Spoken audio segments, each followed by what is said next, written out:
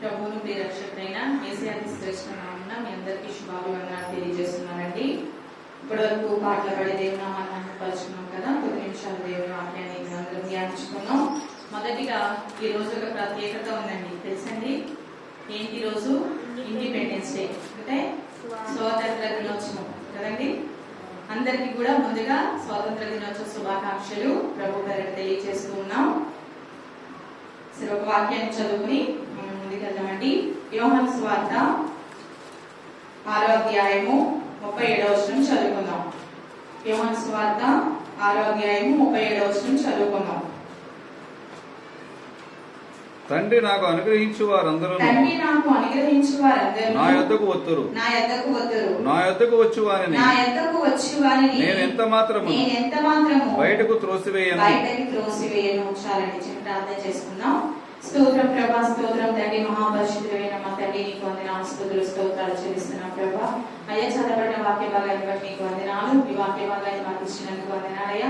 ఈ వాక్యంలో నుంచి నాతో, మాతో, అందరితో మీరు మాట్లాడండి. మా మధ్యలో మీరు ఉండండి. అల్పురాల్ని, అయోగ్యురాల్ని నన్ను నీ సిలువచాటును మరుగుపరుచుకుని అయ్యా తండ్రి, ఏ మాటల వరకు మాకు అవసరమై ఉన్నావో ఆ మాటల వరకు మాతో మాట్లాడి మీ ఆత్మశక్తితో నింపమని అయ్యా తండ్రి, మీ వాక్యం మాట్లాడుతుండగా ప్రభా మా అందరం హృదయాన్ని శుద్ధి చేసి బాగు చేసి సహాయం దయచేయమని యేసు పరిశుద్ధ నామమున అడిగి వేడుకుంటున్నాం పరలోకమందున్న పరమ తండ్రి, ఆమేన్.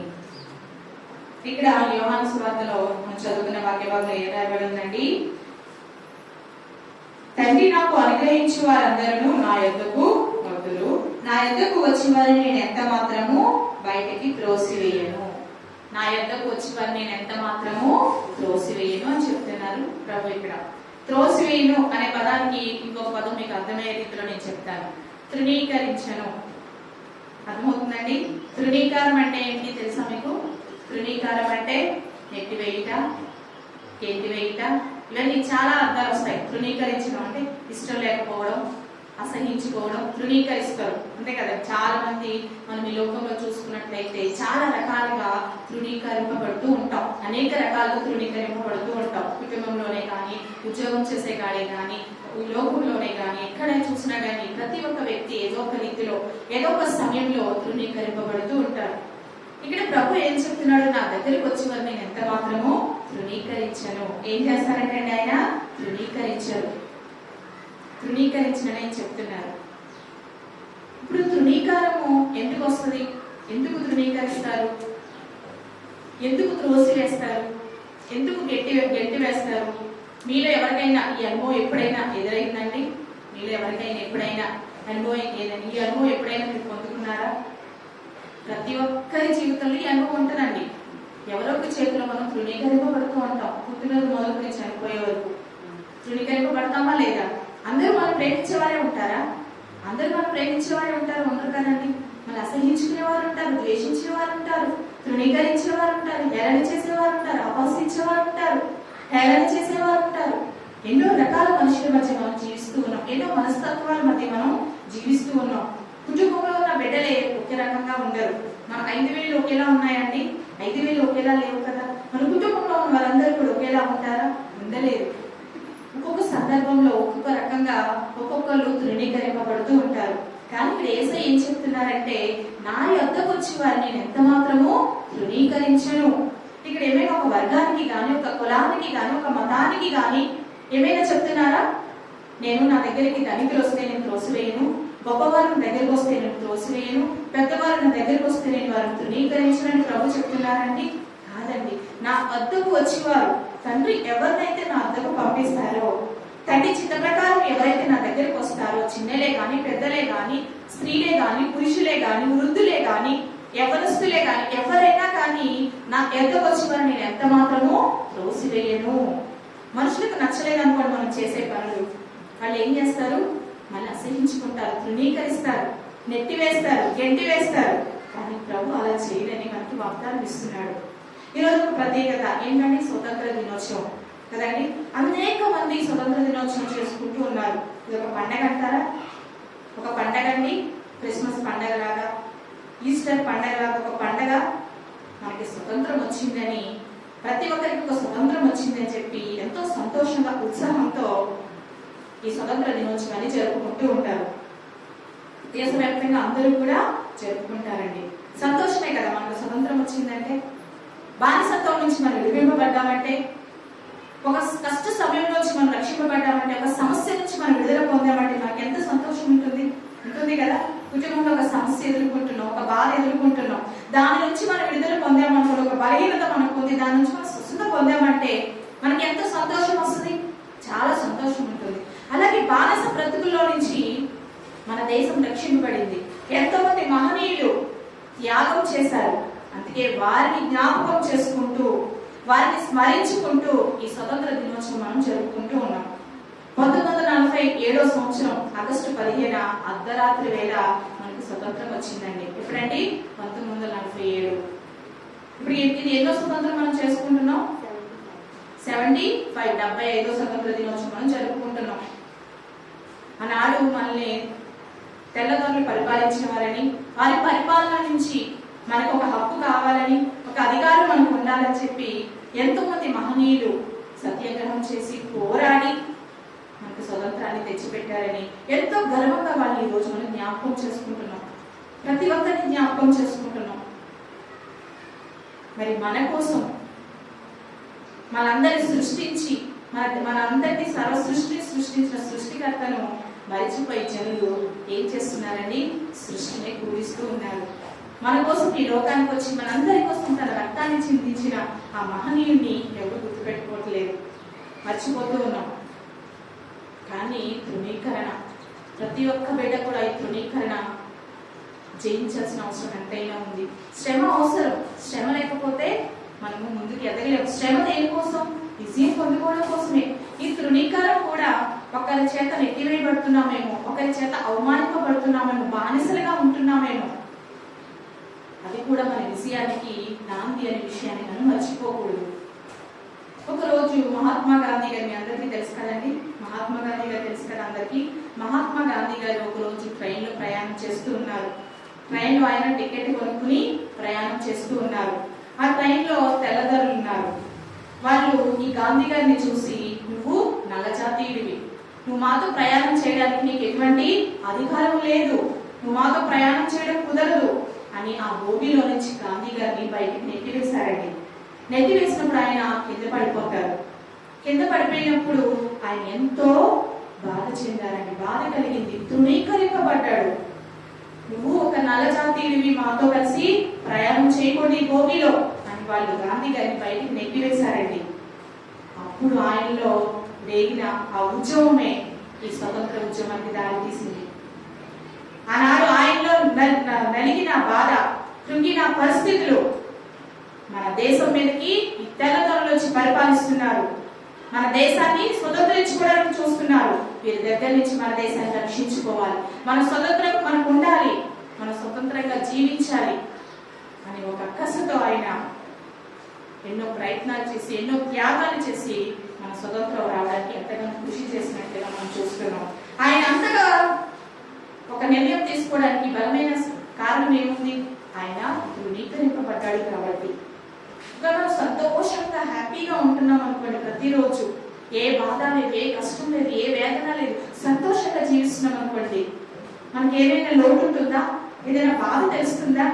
వేరే వాళ్ళు ఇబ్బంది పడుతున్న ఇబ్బందులు మనకు తెలుస్తాయా? తెలియదు, సాఫీగా వెళ్ళిపోతూ ఉంటది. అదే మనం ఒక కష్టాన్ని అనుభవిస్తున్నాం, ఒక శ్రమను అనుభవిస్తున్నాం అనుకోండి, ఆ శ్రమలో మనం సువర్ణం అనే మారతాం. ఇక్కడ గాంధీ గారు ఎప్పుడైతే తృణీకరింపబడ్డారో, ఎలాగైనా వీరి దగ్గర నుంచి నా జాతిని రక్షించుకోవాలి, నా జాతి ప్రజలు రక్షించుకోవాలి అని ఒక తీవ్రమైన నిర్ణయాన్ని తీసుకోవడం జరిగింది. అలాగే ప్రతి ఒక్క వ్యక్తి కూడా తృణీకరింపబడుతుంటే, అవమానింపబడుతుంటే, నిందింపబడుతుంటే, నెట్టివేయబడుతుంటే, వారు రాబోయే రోజుల్లో దేవునికి బలమైన సాధనాలుగా, ఉపయోగపడే పనిముట్లుగా, నా పట్ల దేవుడు ఏదో ఒక నిర్ణయం దాచి ఉంచాడు, నా పట్ల దేవుని చిత్రం ఏదో ఉంది, దేవుని కార్యం ఏదో ఉంది అని మనం తెలుసుకుని కనుక ముందుకెళ్తే మన జీవితాలు కూడా విజయవంతంగా దేవుడు నిలబెడతాడండి. బైబిల్ గ్రంథాలను కనుక మనం చూసుకున్నట్లయితే ఎంతో మంది భక్తులు దేవుడు మనకు భక్తుల ద్వారా మనకు తెలియజేస్తూ ఉన్నారు. వారి జీవితాలు కనుక మనం జ్ఞాపకం చేసుకున్నట్లయితే వారు పొందిన తృణీకారం వల్ల వారు ఎంత విజయాన్ని పొందుకున్నారో మనం జాగ్రత్తగా గమనించినట్లయితే మనకు అర్థమవుతుందండి. నేను కొన్ని విషయాలు మీకు చూపిస్తాను. మొదటిగా యోసేపు కనుక మనం జ్ఞాపకం చేసుకుంటే, మీ అందరికి యోసేపు తెలుసు కదండి. యోసేపు ఏం చేశాడు? యాకోబు యొక్క కుమారుడు, 11వ కుమారుడు యోసేపు అన్నల చేత ద్వేషింపబడ్డాడు, అన్నల చేత నెట్టివేయబడ్డాడు, అన్నల చేత తృణీకరింపబడ్డాడు.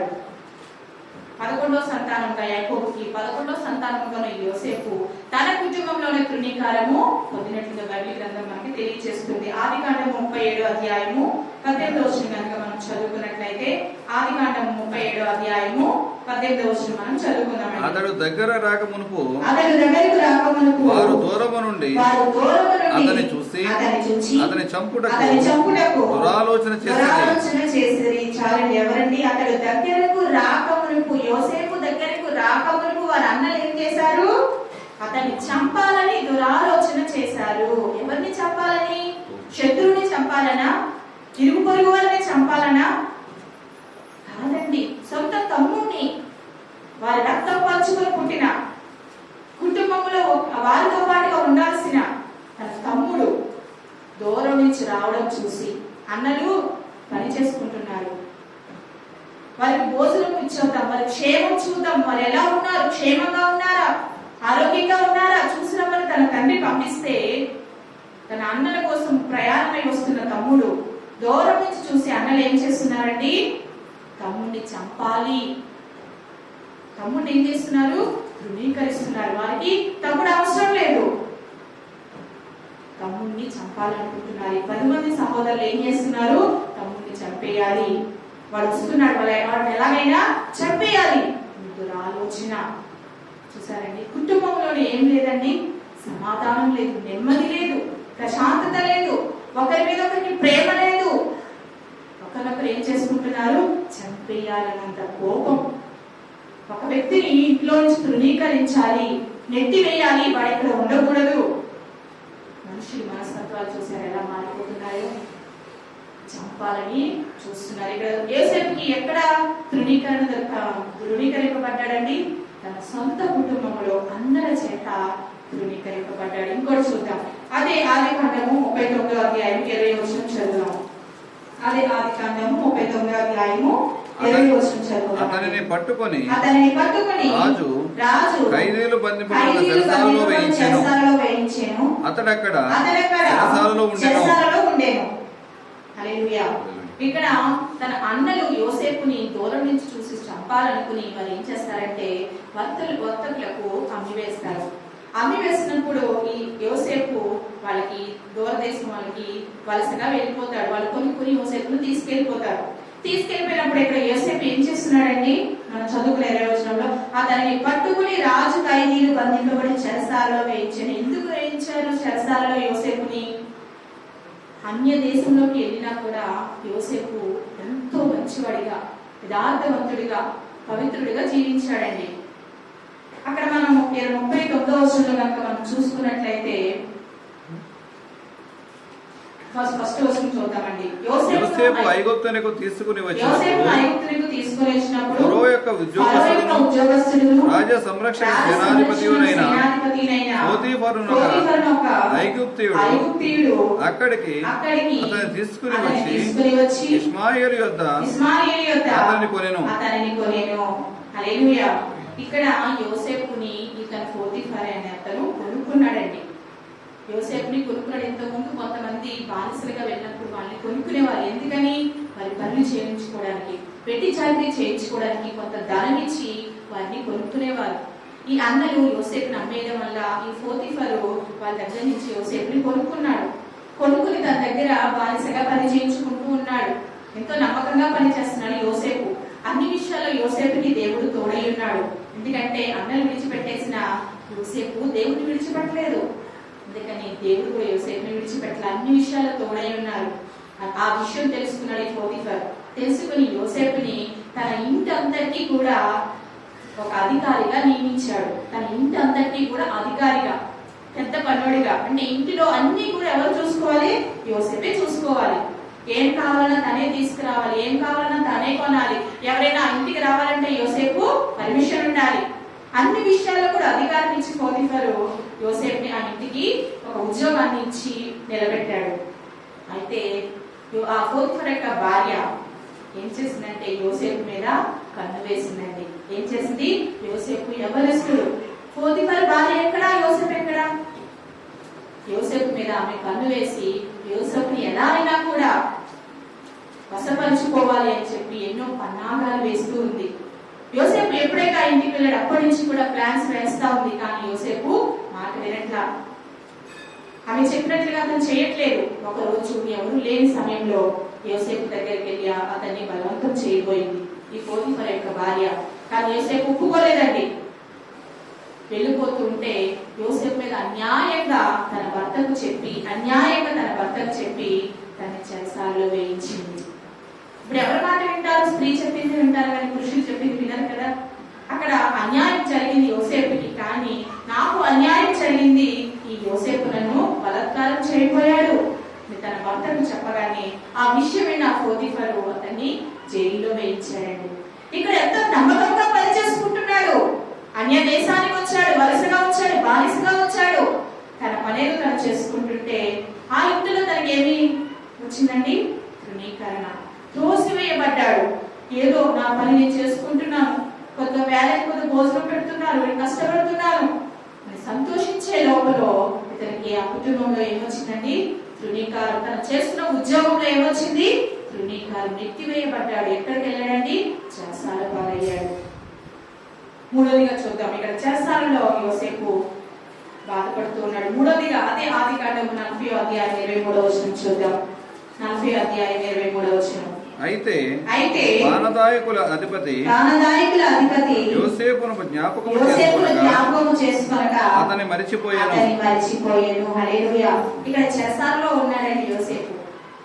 ఇక్కడ చెరసాలలో పానదాయకుడు అనే ఒక అతను, ఇద్దరు వ్యక్తులు చెరసాలలో వారు కూడా యోసేపుతో ఉంచబడతారు.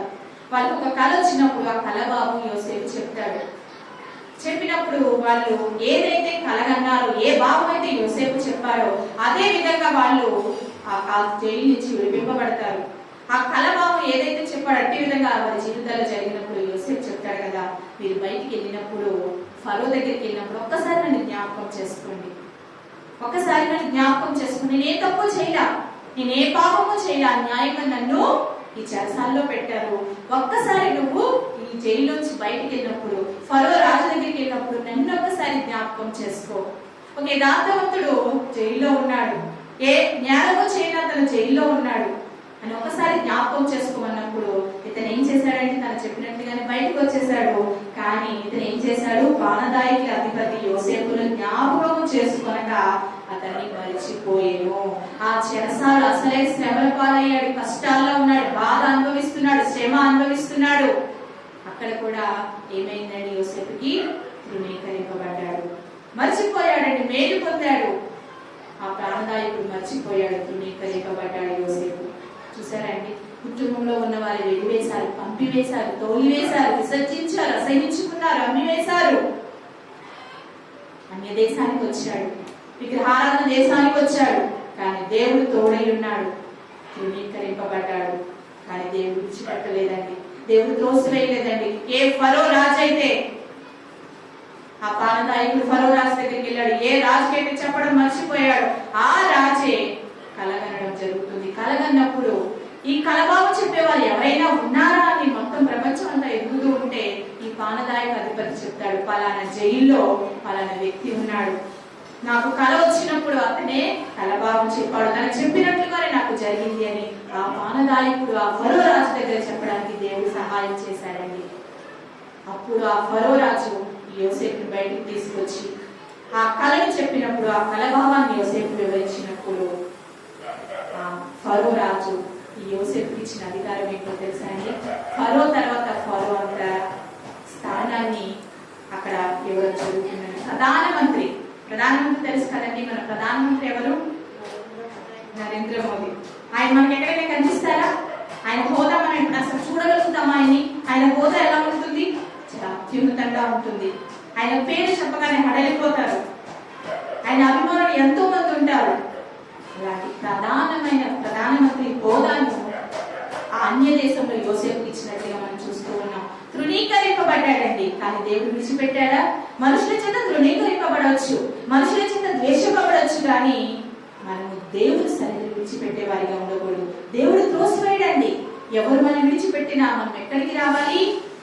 ఆయన దగ్గరికి రావాలి. ఆయన ఏం చెప్తున్నాడు? నా దగ్గరకు వచ్చి వారు నేను ఎంత మాత్రము త్రోసివేయను. ఎవరు త్రోసివేసిన సహోదరి, ఎవరు విడిచిపెట్టిన సహోదరుగా మనం ఆయన సన్నిధికి వస్తే ఆయన ఎంత మాత్రము త్రోసివేయని చెప్తున్నాడు. యోసేపు త్రోసివేయలేదండి. త్రోసివేశాడా? వాళ్ళు ఎవరో తెలియదు, వాళ్ళ బంధువులు కాదు యోసేపుకి. వాళ్ళు ఎవరో కూడా తెలియదు, వాళ్ళ లాంగ్వేజ్ తెలియదు, వాళ్ళ పద్ధతులు తెలియదు, వారి ఆహార నియమాలు వేరు, వారు ఆరాధించే దేవుడు వేరు. కానీ యోసేపు అక్కడ ఉన్నాడంటే యోసేపు దేవుడు విడిచిపెట్టలేదు కాబట్టి ఉన్నతమైన స్థానంలో దేవుడు నిలబెట్టాడు.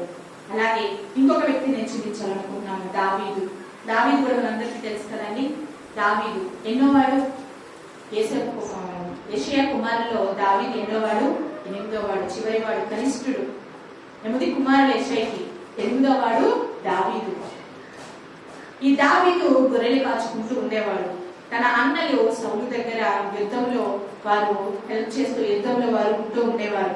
ఒకరోజు తన తండ్రి దావీదును పిలిచి, అన్నలు ఎలా ఉన్నారో యోగక్షేమాలు చూస్తురా. అన్నలు యుద్ధంకు వెళ్ళారు సౌలుతో కలిసి, వారు ఎలా ఉన్నారు, క్షేమంగా ఉన్నారా లేదా ఒకసారి వెళ్ళి చూస్తురా అని దావీదును పంపిస్తారండి. పంపించినప్పుడు దావీదు వాళ్ళ దగ్గరికి వెళ్తారు. మనం చూద్దాం. 1 సమూయేలు గ్రంథము 17వ అధ్యాయము 28వ వచనం చదువుకుందాం. 1 సమూయేలు గ్రంథము 17వ అధ్యాయము 28వ వచనం చదువుకుందాం. అతడు వారితో మాట్లాడినది అతని పెద్ద అన్నయ్యకు ఏలీయాబునకు దావీదు మీద వచ్చి అతనితో, నీవిక్కడికి ఎందుకు వచ్చితివి? అరణ్యములో ఆ చిన్న గొర్రె మందను ఎవరి వశము చేసితివి? నీ గర్వమును నీ హృదయము చెడుతనమును నేను ఎరుగుదును. యుద్ధము చూచుటకే కదా నీవు వచ్చితివనెను. చాలండి. ఇక్కడ తండ్రి ఏం చేస్తున్నాడు? తన చిన్న కుమారుని అన్న యోగక్షేమాలు చూసిరమ్మని పంపించాడండి. పాపం తండ్రి చెప్పినట్లుగా తన గొర్రెలు విడిచిపెట్టి, తన చిన్న గొర్రెల మందను విడిచిపెట్టి అన్నలు ఎలా ఉన్నారో వాళ్ళ కోసం ఆహారం తీసుకుని బయలుదేరి వస్తూ ఉన్నాడు. ఈ లోపల వాళ్ళ అన్నారు ఏం చేస్తున్నాడండి? నువ్వు ఇక్కడికి ఎందుకు వచ్చావు? నువ్వు నీ గొర్రెలు విడిచిపెట్టేసి ఇక్కడికి ఎందుకు వచ్చావు? యుద్ధం చూడడానికి వచ్చావు కదా, మాకు తెలుసు. నువ్వు యుద్ధాన్ని చూడడానికి వచ్చావు, గొర్రెలు విడిచిపెట్టి వచ్చావు. గొర్రెలు ఏం చేసావు?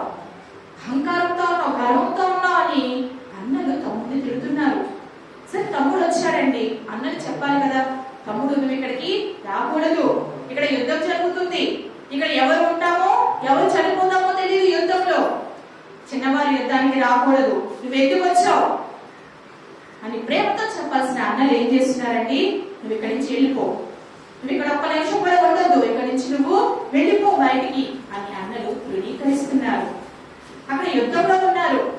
అక్కడ గొలియాతుతో, ఫిలిష్తీయుడైన గొలియాతు యుద్ధం కోసం వీళ్ళు అక్కడి నుంచి నిలిచి ఉన్నారు. ఆ గొలియాతుని చంపడానికి వీళ్ళ వల్ల కావడం లేదండి. చాలా సైన్యం ఉన్నారు, బలాదీలు ఉన్నారు, సౌలు రాజు, ఇటువైపున వీళ్ళు అటువైపున వాళ్ళు. కానీ యుద్ధం చేసి గెలిచేవారు ఎవరో తెలియదు. ఆ గొలియాతును చూస్తే వీళ్ళకి భయం వేస్తుంది. గొలియాతుతో జయించేవారు ఎవరు లేరు, ఓడిపోతామేమో అని వీరు ఎదురు చూస్తా ఉన్నారు. ఆ సమయంలో దావీదు వాళ్ళ దగ్గరికి వస్తాడు. వచ్చినప్పుడు వాళ్ళు భయపడుతూ ఉన్న సమయంలో దావీదు అన్నలు దావీదు మీద కోపపడుతూ మనం చూస్తూ ఉన్నాము. నెట్టి వేస్తున్నారు దావీదుని. కానీ దావీదు అప్పుడు పరిస్థితిని గ్రహించాడు, ఆ పరిస్థితిని తెలుసుకున్నాడు. ఏమంటున్నాడు? సున్నతి లేని ఫిలిష్తీయుడు ఏ పార్టీ వాడు? జీవం గల దేవుని నామమును బట్టి మనము యుద్ధం చేయాలి అని నిర్ణయించుకున్నాడు దావీదు. నిర్ణయించుకుని నేను యుద్ధం చేస్తాను, నేను యుద్ధం చేస్తానని ముందుకు వచ్చాడండి. తన అన్నలు ముందుకు రాలా. ఎంతో సైన్యం ఉంది, ఎంతో గొప్ప గొప్ప వారు ఉన్నారు, పెద్దవారు ఉన్నారు, ఎవ్వరు కూడా యుద్ధం చేయడానికి ముందుకు రాలా. చిన్నవాడండి, అందరికన్నా చిన్నవాడు, పొట్టివాడు, గొర్రెలు కాచుకుంటున్నాడు. నేను యుద్ధం చేస్తాను, ఆ గొలియాతు మీద నేను యుద్ధం చేస్తాను అని రాళ్ళు ఎత్తుకొచ్చి ఒడిసెలు తీసుకొచ్చి దేవుడి సన్నిధిలో ప్రార్థన చేసి యుద్ధానికి నిలుచున్నాడండి. అక్కడ అన్నలు ఏం చేశారు? తృణీకరించారు. నువ్వు చేతగాని వాడివి, నీకేమీ తెలియదు, నువ్వు ఎందుకు వచ్చావు, నువ్వు ఇక్కడ ఉండకూడదు అని తిట్టి పంపివేయాలని చూశారు. కానీ అక్కడ దేవుడి సన్నిధిలో ప్రార్థన చేసి యుద్ధానికి నిలబడ్డాడు దావీదు. జయాన్ని పొందుకున్నాడు దావీదు. అన్నలు తృణీకరించిన దేవుడు విడిచిపెట్టలేదండి. యుద్ధం ఎవరు చేశారు? దేవుడే చేశాడు, యెహోవాయే చేశాడు. యుద్ధము యెహోవాదే అని అక్కడ ప్రకటించాడు దావీదు. అలాగే ఆ యుద్ధంలో గెలిచిన దావీదు సౌలు రాజు ప్రకటిస్తాడు, ఎవరైతే యుద్ధంలో నెగ్గుతారో వారికి నా కుమార్తెనిచ్చి వివాహం చేస్తానని సౌలు ప్రకటిస్తాడండి. దానికోసం దావీదు యుద్ధం చేయలేదు, కానీ ఆ ఫిలిష్తీయుడు, సున్నతి లేని ఆ ఫిలిష్తీయుడు ఏ పాటి వాడో జీవముగల దేవుని ఎదిరించడానికి, మేము జీవముగల దేవుని పక్షంగా మేము కార్యం చేయాలి, దేవుడు కార్యం చేస్తాడు మా పక్షంగా నిలబడ్డాడు, విజయం పొందుకున్నాడు.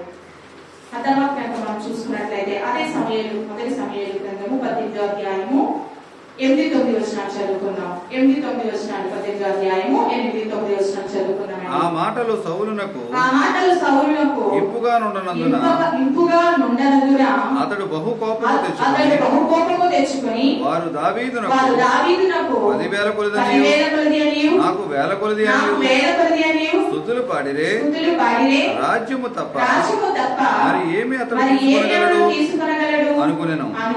కాబట్టి నాట నుండి సౌలు దావీదు మీద విషపు చూపు నిలిపెను. హల్లెలూయా. ఇక్కడ దావీదు చేసిన తప్పు ఏంటంటే, పాపం దావీదు ఏమైనా తప్పు చేశాడా? అక్కడ యుద్ధంలో వాళ్ళు ఓడిపోతారేమోనని చిన్నవాడైనా కానీ యుద్ధము చేసి రాజ్యాన్ని ఏం చేశాడండి? కాపాడాడండి. సౌలు పరిపాలన కాపాడాడు, రక్షించాడు. ఇక్కడ వాళ్ళు ఏం చేస్తున్నారండి? దావీదుని పొగుడుతూ ఉన్నారు, దావీదుని హెచ్చిస్తూ ఉన్నారు, జయోత్సాహం చేస్తూ ఉన్నారు దావీదుని. అది చూడలేకపోయాడు సౌలు రాజు. వినినప్పుడు అతనికి ఎలా అనిపించిందంటే, ఏమని వాళ్ళు దావీదుని మెచ్చుకుంటున్నారు ఒకసారి చూద్దామండి. సౌలు 1,000 కొలదియు దావీదు 10,000 కొలదియు శత్రువులను హతము చేసినని. హల్లెలూయా. సౌలు ఎవరు? రాజు. సౌలు ఎంతమందిని హతం చేశాడండి? 1,000 కొలది. 1000 మంది, 1000లో అతను హతము చేస్తే దావీదు 10,000 పైనే శత్రువులను హతము చేశాడు. దావీదు రాజండి, యుద్ధశీలుడా? ఎప్పుడైనా యుద్ధాలు ఏమైనా చేశాడా? చేయలేదు. కానీ సౌలు రాజు, మహారాజు, రాజ్యాన్ని పరిపాలిస్తున్న రాజు 1000 మందిని హతం చేస్తే ఇతడు 10,000 మందిని హతం చేశాడని అందరూ చెప్పుకుంటున్న మాట సౌలు చెవు వినబడిందండి. వినబడి ఆ మాట తట్టుకోలేకపోయాడు సౌలు. గర్వించాలండి దావీదుని బట్టి, సంతోషించాలి దావీదుని బట్టి రాజుగా. కానీ ఇక్కడ ఏం చేస్తున్నాడు? దావీదుని బట్టి విషపు చూపు చూస్తున్నాడు. దావీదుని విషపు చూపు చూస్తున్నాడు. ఎవరు? సౌలు. హెచ్చించాల్సిన సౌలు రాజు, మహిమపరచాల్సిన సౌలు రాజు ఏం చేస్తున్నాడు? విషపు చూపు చూస్తున్నాడు. ఇక్కడ ఏం తృణీకారం ఎదురైందండి దావీదుకి? తను ఎక్కడైతే పని చేస్తున్నాడు అక్కడ తృణీకారం పొందుకున్నాడు దావీదు మహారాజు. దావీదు ఇంకా మహారాజు అవ్వలేదు, తృణీకరింపబడ్డాడు. అంటే ఇక్కడ విజయాన్ని చేకూర్చిన వ్యక్తికి ఏం ఎదురైందండి? తృణీకారం ఎదురైంది. నెట్టివేయబడ్డాడు, త్రోసివేయబడ్డాడు. మూడోదిగా కనుక మనం చూసుకున్నట్లయితే మొదటి దినవృత్తాంతాల గ్రంథము 15వ అధ్యాయము 29వ వచనం చదువుకున్నాం. మొదటి దినవృత్తాంతాల గ్రంథము 15వ అధ్యాయము 29వ వచనం అండి. యెహోవా నిబంధన మందసము దావీదు పురములోనికి రాగా సౌలు కుమార్తె అయిన మీకాలు కిటికీలో నుండి చూచి రాజైన దావీదు నాట్యమాడుటయు వాయించుటయు కనుగొని తన మనస్సులో అతని హీనపరచెను. హల్లెలూయా. ఈ మీకాలు ఎవరండి? సౌలు కుమార్తె. అలాగే దావీదును పెళ్లి చేసుకున్న భార్య ఏం చేస్తుంది? దావీదు ఇక్కడ ఏం చేస్తున్నాడండి? నాట్యం ఆడుతున్నాడు, వాయిద్యాలు వాయిస్తున్నాడు, దేవుని స్తుతిస్తున్నాడు. ఇది చూసిన మేకాలు ఏం చేస్తుందండి? అతన్ని హీనపరిచేది. తన మనసులో దావీదును హీనపరుచుకుంటుంది. దేవుని స్తుతిస్తున్నాడు, మహిమపరుస్తున్నాడు, నాట్యం ఆడుతున్నాడు, కనపరుస్తున్నాడు. దేవునిలో పరవశిస్తున్న భర్తను ఈమె ఏం చేస్తుందండి? మనసులో హీనపరుస్తుంది. తన కుటుంబంలోనే తను తృణీకరింపబడుతున్నాడు. తన భార్య తను తృణీకరిస్తుంది. తను ఏమైనా తప్పు చేశాడండి? అక్కడ తప్పు చేయాల, దేవుని స్తుతిస్తున్నాడు. నిజమే, ఈనాడు అనేక మంది దేవుని స్తుతిస్తూ ఉంటే అనేక మంది మనల్ని తోలనాడేవారు ఉంటారు, తృణీకరించేవారు ఉంటారు, హేళన చేసేవారు ఉంటారు. ఇదేం భక్తిరా? యేసుప్రభు పిచ్చిపట్టింది వీళ్ళకి. ఏం పట్టిందంట? యేసుప్రభు పిచ్చిపట్టింది. ఎప్పుడు చూసిన ప్రార్థనలు, ఎప్పుడు చూసిన పాటలు, ఎప్పుడు చూసినా వీళ్ళ ఆరాధనే వేరు. దేవుడు దేవుడు దేవుడు. ఏం పట్టింది? యేసు ప్రభు పెంచబట్టింది. అలా అనిపించుకుంటే మనం ధన్యులమండి. హల్లెలూయా. ఇక్కడ సొంత భార్య చేత ఏం చేస్తున్నాడు? ధృవీకరింపబడుతున్నాడు దావీదు. మూడవదిగా మనం చూసుకున్నట్లయితే అపోస్తలుడైన పౌలు గారండి. అపోస్తలుడైన పౌలు గారు మనందరికీ తెలుసు. ఈయన ఏం చేశారు? మొదటిగా యేసు ప్రభుని ఈయన దూషించాడండి. యేసు ప్రభుని నిరాకరించాడు. ఎవరైతే యేసు ప్రభుని అంగీకరిస్తున్నారో వాళ్ళందరినీ కూడా చంపించడానికి చూశాడు ఈ సౌలుగా ఉండి. తర్వాత యేసు ప్రభు దర్శించిన తర్వాత సౌలుగా ఉన్న ఇతను పౌలుగా మార్చబడ్డాడు. మార్చబడిన తర్వాత దేవుడి కోసం, దేవుడి పరిచర్యలో ఎంతగానో నిలబడ్డాడండి. ధైర్యంగా నిలబడ్డాడు. ఎన్నో గ్రామాలు వెళ్ళాడు, ఎన్నో పట్టణాలు వెళ్ళాడు. దేవుడి స్వాత ప్రకటిస్తూ ఉన్నాడు. సమాజ మందిరంలో దేవుడి మాటలు ప్రకటిస్తూ ఉన్నాడు. ఇక్కడ వాళ్ళందరూ కూడా పౌలుని ఏం చేశారు? ధృవీకరించారండి. ఎవరు పౌలు మాట వినలేదు. చెప్తుంటే పౌలు మాట వినలేదండి. నువ్వు మాకు చెప్తావా? ఇంతకుముందు నీ బ్రతికి ఏంటి? ఇంతకుముందు నువ్వు ఎలా ఉన్నావు? నువ్వు చెప్తే మేము వినాలా? ఎంతో హేళన చేశారండి. ధృవీకరించారు. ఏ గ్రామం వెళ్ళినా, ఏ పల్లె వెళ్ళినా, ఏ పట్టణం వెళ్ళినా ధృవీకరింపబడ్డాడు పౌలు గారు. ఒకటి చూపించాలనుకున్నా అపోస్తలుల కార్యములు 13వ అధ్యాయము 45వ వచనం దగ్గర నుంచి కనుక మనం చదువుకుంటే, అపోస్తలుల కార్యములు 13వ అధ్యాయము 45వ వచనం నుంచి మీరు ఇంటి దగ్గర చదువుకోండి. నేను మీకు 13వ అధ్యాయం 45వ వచనం చదువుదామండి. యూదుల జనసమూహమును చూసి మత్సరముతో నిండుకొని దూషించుచు పౌలు చెప్పిన వాటికి అడ్డము చెప్పిరి. హల్లెలూయా. ఇక్కడ ఏం చేస్తున్నారండి? యూదుల జన సమూహమును చూచి మత్సరముతో నిండుకొని దూషించుచు పౌలు చెప్పిన వాటికి అడ్డము చెప్పిరి. ఏం చెప్తున్నాడు పౌలు? దేవుని ప్రకటిస్తున్నాడు. రాజ స్వాత ప్రకటిస్తున్నాడు. దేవుని నామాన్ని గణపరుస్తున్నాడు. అక్కడ వాళ్ళు ఏం చేస్తున్నారు? దూషిస్తున్నారు, అపహాసిస్తున్నారు, నిందిస్తున్నారు. నా నిమిత్తము మీరు నిందింపబడి, అపహసింపబడి, దూషింపబడితే మీరు ధన్యులని దేవుని వాక్యం సెలవిస్తుందండి. ఇక్కడ దేవుని నామం పేరిట పౌలు ఏం చేయబడుతున్నాడు? ధృవీకరింపబడుతున్నాడు. ఎన్నోసార్లు నెట్టివేశారండి, త్రోసివేశారండి, చనిపోయాడని ఈడ్చి లాగి వేశారండి. కానీ తిరిగి లేచి వచ్చి దేవుని మాటలు ప్రకటించేవాడు. ధృవీకారం ప్రతి చోట కూడా ఎదుర్కొన్నాడు ఈ పౌలు గారు. యేసు ప్రభు వారిని కనుక మనం చూసుకున్నట్లయితే యేసు ప్రభు వారిని ధృవీకరించారండి. యేసు ప్రభు వారిని ధృవీకరించారు. తమ సొంత ఇంటిలో అన్నదమ్ముల యేసు ప్రభు వారిని ధృవీకరించారు. అన్నలే ప్రేమించలేకపోయారండి, ధృవీకరించారు. తర్వాత ఎంతో మందిని స్వస్థపరిచాడు యేసు ప్రభు వారు. ఎంతో మందిని బాగు చేశాడు. కానీ ఎవరైతే బాగుపరచబడ్డారో, ఎవరైతే స్వస్థత పొందగలిగారో వారందరూ కూడా ధృవీకరించారండి. ధృవీకరించారా లేదా? ఎవరిని సిలువ వేయాలి అన్నప్పుడు వాళ్ళు ఏమన్నారు? యేసునే. ఎవరిని వేయాలండి సిలువ? యేసునే సిలువ వేయాలి. యేసు ఏం న్యాయం చేశాడు? యేసు ప్రభు వారు ఏమైనా పాపం చేశారా? తప్పు చేశారా? ఆయన చేసిన తప్పు ఏంటండి? ఆయన చేసిన పాపం ఏంటండి? రోగులు స్వస్థపరచడమా? అనారోగ్యాలు బాగు చేయడమా? నడవలేని వారికి కాళ్ళు ఇవ్వడమా? చూడలేని వారికి చూపును దయచేయడం ఆయన చేసిన పాపము? ఆయన ధృవీకరించారండి. యేసు సిలువ వేయండి అని చెప్పి కేకలు వేశారు. అంతకంటే ముందు తన శిష్యులు 12 మంది శిష్యుల్లో ఒకడైన ఇస్కరియోతు యోధ ఏం చేశాడండి? వెండి నాణాన్ని ఆశించి, వెండి బంగారాన్ని ఆశించి యేసు ప్రభువారిని అమ్మివేశాడండి. శిష్యులు ఎంతగా నమ్మాడండి యేసు ప్రభువారు. తన వెనకమాలే తనతో పాటుగా తనతో తిన్నారు, తనతో నడిచారు, తనతో పడుకున్నారు. వారిలో ఒక శిష్యుడైన ఇస్కరియోతు యోధ యేసు ప్రభువారిని ధృవీకరించాడండి. అమ్మివేశాడు వెండిని ఆశించి. యేసు ప్రభువారు ధృవీకరింపబడ్డాడే. మనం ఎంతటి వారమండి? మనం ఏ పాటి వారు? ఏదో ఒక పరిస్థితిలో, ఏదో ఒక సందర్భంలో మనం ధృవీకరింపబడుతూ ఉంటాం. ధృవీకరింపబడినప్పుడు దాన్ని బట్టి మనము దుఃఖంతో ఉండకుండా మనం ఎవరి దగ్గరికి రావాలని ప్రభు చెప్తున్నాడు? ఆయన దగ్గరికి రావాలి. ఆయన దగ్గరికి వస్తే ఆయన ఏం చేస్తాడండి? ఆయన ఏం చేస్తాడు? నా దగ్గరికి వచ్చి నేను ఎంత మాత్రము త్రోసివేయను, ఎంత మాత్రము ధృవీకరించను. పాపాత్మురాలైన స్త్రీ, బైబిల్ గ్రంథంలో పాపాత్మురాలైన స్త్రీ ఉందండి. యోహాను సువార్త 8వ అధ్యాయంలో రాయబడి ఉంటుంది. యోహాను సువార్త 8వ అధ్యాయంలో పాపాత్మురాలైన స్త్రీ 3వ వచనం చదువుదామా? యోహాను సువార్త 8వ అధ్యాయం 3వ వచనం అండి. శాస్త్రులను శాస్త్రులను పరిచర్యలను వ్యభిచారమందు వ్యభిచారమందు పట్టబడిన ఒక స్త్రీని పట్టబడిన ఒక స్త్రీని తీసుకుని వచ్చి ఆమెను మధ్య నిలబెట్టి బోధకుడా ఈ స్త్రీ వ్యభిచారము చేయుచుండగా పట్టబడెను. అట్టి వారిని రాళ్ళు రువి చంపవలెనని ధర్మశాస్త్రములో మోషే మనకు ఆజ్ఞాపించను కదా, ఆయనను నీవేమి చెప్పుచున్నావని ఆయనను అడిగిరి. చాలండి. ఇక్కడ ఏం చేస్తున్నారండి? శాస్త్రులు పరిచర్యలు ఏం చేస్తున్నారు? వ్యభిచారంతో పట్టబడిన ఒక స్త్రీని తీసుకొచ్చి మధ్యలో నిలబెట్టారు.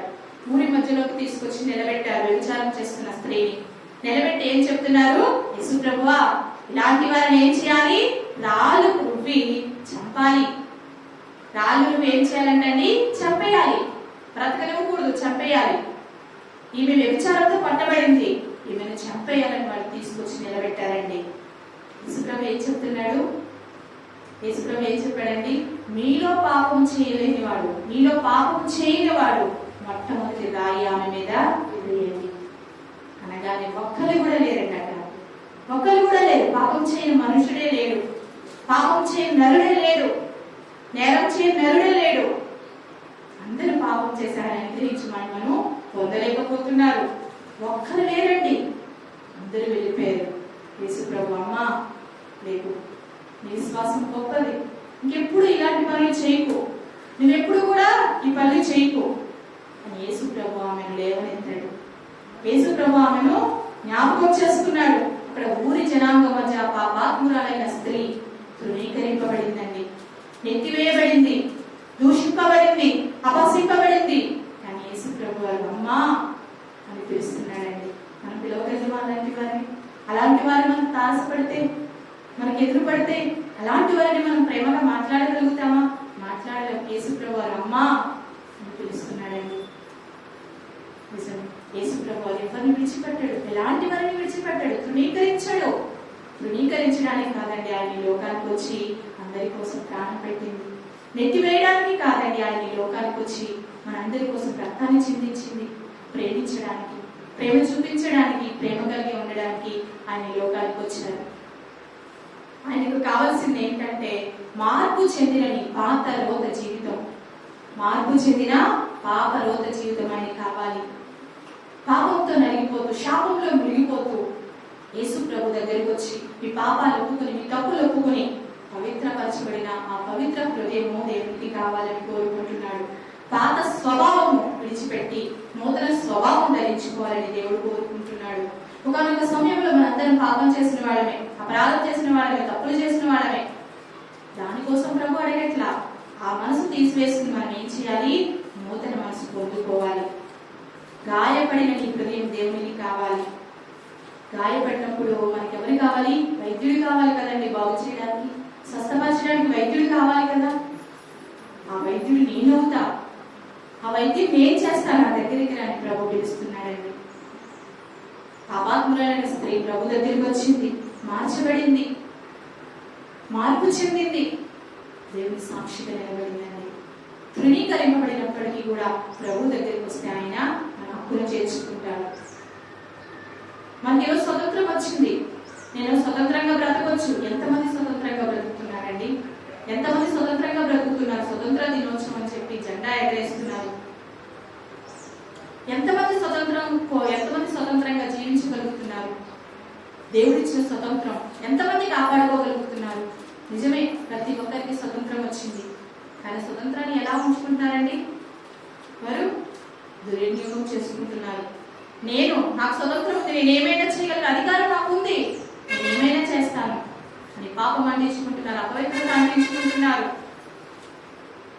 ఈ లోకంలో నశించిపోతున్నారండి. అలాంటి వారిని వెతికి రక్షించడానికి ఆయన ఈ లోకానికి వచ్చారు. ఆయన శిలువ మరణం ద్వారా మనకి నిజమైన స్వతంత్రం, నిజమైన విడుదల, విమోచన ఆయన మనకి ఇచ్చి ఉన్నారండి. ఆనాడు ఐగుప్తి ప్రజలు, ఆనాడు ఇశ్రాయేలు ప్రజలు ఐగుప్తి దేశంలో బానిసలుగా ఉన్నప్పుడు వాళ్ళ స్వతంత్రులుగా చేయడానికి, వాళ్ళు స్వతంత్రంగా దేవుని ఆరాధించుకోవడానికి మోషేను నియమించుకున్నాడు ప్రభు. మోషే ద్వారా ఆ ఐగుప్తి దేశానికి బానిసలుగా ఉన్న ఇశ్రాయేలు ప్రజలు నడిపించడానికి మోషే ఒక నాయకుడిగా వెళ్ళాడండి. మోషే ద్వారా ఇశ్రాయేలు ప్రజలకు ఏమొచ్చింది? స్వతంత్రత వచ్చింది. వచ్చింది రాలేదండి, బానిసలుగా ఉన్నారు. దేవుని ఆరాధించుకునే అవకాశం వాళ్ళకి లేదు. మోషే ద్వారా వాళ్ళకి స్వతంత్రత, విడుదల, విమోచన కలిగింది. అంత మాత్రమే కాదు, స్వతంత్రంగా వాళ్ళు ఏం చేస్తున్నారు? దేవుని ఆరాధించగలుగుతున్నారు, దేవునికి ప్రార్థన చేసుకోగలుగుతున్నారు. అది నిజమైన స్వతంత్రం అండి. ఏది నిజమైన స్వతంత్రం? అది నిజమైన స్వతంత్రం క్రైస్తవుడికి. మనకి ఇచ్చిన స్వతంత్రాన్ని మనం దుర్వినియోగం చేసుకోవడం కాదు. మనకి దేవుడు ఇచ్చిన స్వతంత్రం, ఆయన సన్నిధిలో మనం ఆరాధించాలి, ఆయన స్తుతించాలి, ఆయన ఘనపరచాలి. అది నిజమైన స్వతంత్రాన్ని దేవుడు మనకు అనుగ్రహించాడు. మన ఆ స్వతంత్రాన్ని మనం ఎలా కాపాడుకుంటున్నాం? చివరిగా గలతీయులకు రాసిన పత్రిక 5వ అధ్యాయం 1వ వచనం చదువుకున్నామండి. గలతీయులకు రాసిన పత్రిక 5వ అధ్యాయం 1వ వచనం. 5:1. ఈ స్వాతంత్ర్యము అనుగ్రహించి క్రీస్తు మనలను స్వతంత్రులుగా చేసి ఉన్నాడు. కాబట్టి మీరు స్థిరముగా నిలిచి మరల దాస్యమున కాడి కింద చిక్కుకొనకుడి. ఏం చేయాలండి? ఈ స్వతంత్రము అనుగ్రహించిన క్రీస్తు మనల్ని ఏం చేశాడు?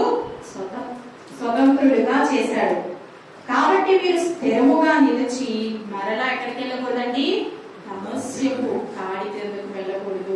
ఈ లోకమనే పాపపు క్రిందకు వెళ్ళకూడదు. ఈ లోకమనే చీకటి క్రిందకు వెళ్ళకూడదు. స్వతంత్రంగా దేవుణ్ణి ఏం చేయాలి? ఆరాధించాలి, మహిమపరచాలి. స్వతంత్రంగా మనకి దేవునికి మధ్యలో ఎవరు లేరండి. మనం స్వతంత్రంగా ఎవరితో మాట్లాడగలుగుతాం? దేవుడితో మాట్లాడగలుగుతాం. ఒక అధికారితో వెళ్ళి మాట్లాడాలనుకోండి, మనకి స్వతంత్ర దినోత్సవం జరుపుకుంటున్నాం, మనందరికీ స్వతంత్రత వచ్చింది. ఈ రోజు అందరూ స్వతంత్ర దినోత్సవ శుభాకాంక్షలు చెప్పుకుంటున్నారు.